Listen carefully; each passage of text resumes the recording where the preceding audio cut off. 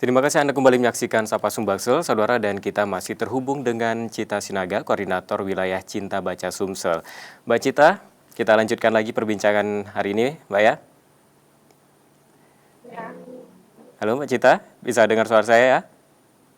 iya saya bisa. Baik, ini kita lanjutkan lagi perbincangan kita, Mbak. Nah, ini kan Mbak Cita juga bersama rekan-rekan di Cinta Baca Sumsel ini pasti sudah biasa mendampingi anak-anak pada saat membaca buku cerita, begitu Mbak ya. Nah, dan ini biasanya kendala apa saja yang ditemukan pada saat di lapangan begitu, dan cara mengatasinya ini seperti apa Mbak Cita? Oh ya, mungkin kalau mendampingi nggak selalu ya, mungkin Hmm. lebih tepatnya kami bercerita Hmm. gitu, isi buku kepada anak-anak kayak gitu ya. Dan tantangannya memang anak-anak itu cukup ini ya, cukup kreatif. Kita nggak bisa menebak mereka ini pikirannya apa kayak gitu. Hmm. Jadi memang kadang-kadang kita ya mau nggak mau harus siap kayak gitu untuk berputar untuk menjawab pertanyaan-pertanyaan mereka kayak gitu. Kadang mereka jauh lebih pintar daripada kita gitu kan. Mereka akan bertanya ini kenapa kayak gitu. Wah, Hmm. saya juga kadang kewalahan kayak gitu. Tapi mungkin seiringnya sering juga untuk melakukan kegiatan ini, Hmm. makin belajar juga kayak gitu. Walaupun kadang-kadang juga kita wah kayak gitu harus menahan menahan juga ya untuk tingkah-tingkah mereka yang kadang cukup-cukup ajaib kayak gitu ya bagi kami di sini. Tapi Hmm. mungkin belajar terus setiap hari kayak gitu. Hmm. Belajar terus setiap hari apa yang sudah kita pernah alami itu jadi pengalaman kayak Hmm. gitu. Karena tiap anak juga beda-beda, tiap usia Hmm. juga beda tingkahnya Hmm. kayak gitu kan. Kalau anak-anak yang mungkin udah kelas 5, kelas 6 itu biasanya sudah mulai mau berpikir kayak sudah remaja, itu kita nggak bisa lagi treatment kayak anak-anak kayak gitu. Hmm. Dan Treatmentnya beda-beda kita Mbak ya? harus, iya Hmm. benar, treatmentnya beda-beda, cara perlakuannya beda-beda. Hmm. Jadi kita juga perlu sesekali tegas kayak gitu, tapi bukan berarti langsung kayak memarahi gitu, tegas Hmm. juga kayak gitu, Hmm. karena kita nggak bisa tiba-tiba langsung marahin ya kayak gitu ya, Hmm. kaget anaknya gitu kan. Jadi memang perlu tiap hari sih kayak evaluasi kira-kira Hmm. apa ya yang tadi yang kurang kayak gitu. Karena tiap hari juga bisa punya cerita baru, jangan-jangan Hmm. bisa beda lagi dengan yang kemarin, kita ketemu hal baru lagi gitu kan. Hmm. Ya mungkin hal-hal seperti itu yang buat yang menjadi tantangan kami, tapi Hmm. justru hal-hal yang buat kami merasa jadi belajar terus juga setiap hari gitu. Nah Mbak, ini untuk waktu yang tepat untuk membaca bagi anak ini kapan waktunya, dan juga ini seberapa lama begitu waktu yang ditargetkan untuk anak membaca begitu Mbak? Kalau anak sih sebenarnya kami itu lebih tepatnya mungkin paling lama 10 menit ya, Hmm. 3 menit, 5 menit sampai 10 menit gitu. Kalaupun memang paling lama 15 menit kayak gitu Hmm. ya. Kadang kalau kita baca bukunya menyenangkan bisa 15 menit itu Hmm. cukup baik, misalnya dengan gerakan, dengan mimik kayak gitu. Hmm. Biasanya akan memakan 15 menit satu buku yang tidak terlalu tebal gitu ya. Satu cerita dongeng kayak gitu dari buku. Dan Hmm.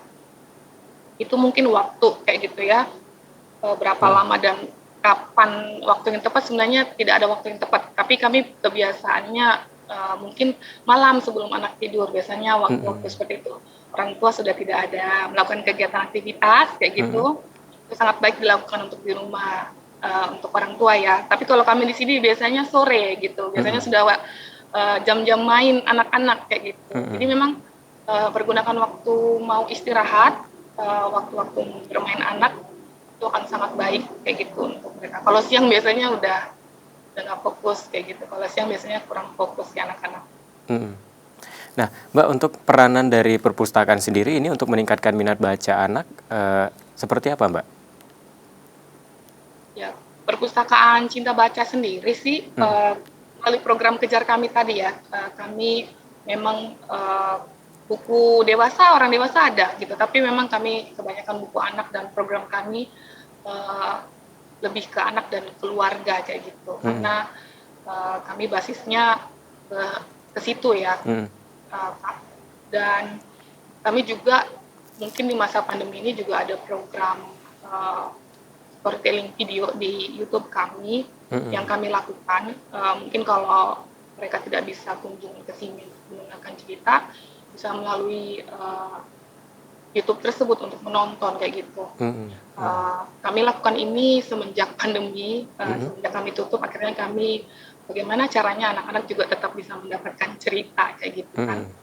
Ini adalah salah satu yang kami lakukan kayak gitu, untuk bisa mendapatkan literasi atau minat baca kepada anak gitu. Perkenalkan mereka kepada buku kayak gitu. Karena kami memang fokusnya adalah bercerita melalui buku kayak gitu. Mungkin kalau yang lain banyak yang kenal gitu, mungkin dongeng ya. Nah, dongeng kan biasanya imajinatif nih, maksudnya imajinasi, kita bisa karang cerita. Tapi kami melalui buku gitu. Jadi anak-anak tahu kalau buku itu menyenangkan kayak gitu. Betul. Itu tidak menyenangkan, bukan musuh bagi anak-anak, tapi buku justru Betul. menyenangkan kayak gitu. Banyak Betul. hal-hal menarik di dalamnya, hal-hal yang berpengetahuan juga banyak di dalamnya. Nah, Mbak, Itu yang kami coba. untuk perpustakaan yang ada di Sumsel sendiri ini, Pak, apakah sudah cukup ramah anak begitu, Mbak? Kalau keseluruhan ya, saya rasa sih mungkin perlu peningkatan ya. Kita nggak punya standar yang benar-benar standar sih. Jadi kalaupun untuk anak-anak perlu ditingkatkan karena buku anak-anak kan kontennya berbeda dengan buku dewasa ya.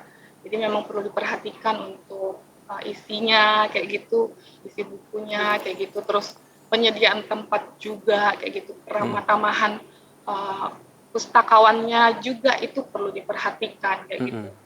Untuk saat ini sih mungkin perlu peningkatan juga. Kami juga Perpustakaan Cinta Baca juga berusaha untuk semoga, Mbak, meningkatkan ya. dan memberikan yang terbaik untuk anak ya kayak gitu.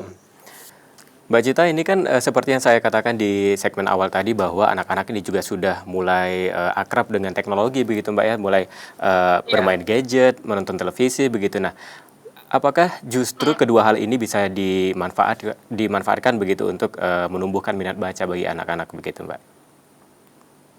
Iya, bisa sekali.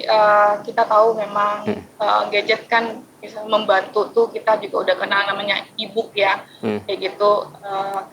Kita sempat ada dapat kayak gitu buku cerita yang divideokan gitu. Seperti kami pun membacakan buku cerita gitu kan, kami videokan, kami taruh di YouTube. Masih bisa kayak gitu kita menggunakan gadget untuk bisa mengenalkan literasi kepada anak-anak kayak gitu.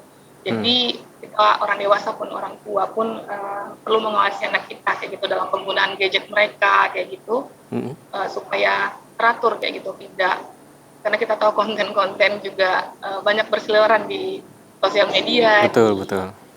di internet kayak gitu ya, dan kita orang tua sangat perlu gitu untuk mengawasi hal tersebut. Tapi kita tahu bahwa teknologi bisa membantu kita untuk mendapatkan literasi yang lebih baik untuk anak-anak kita kayak gitu. Tergantung kita bagaimana bisa mengawasi dan juga penggunaannya ya. Betul.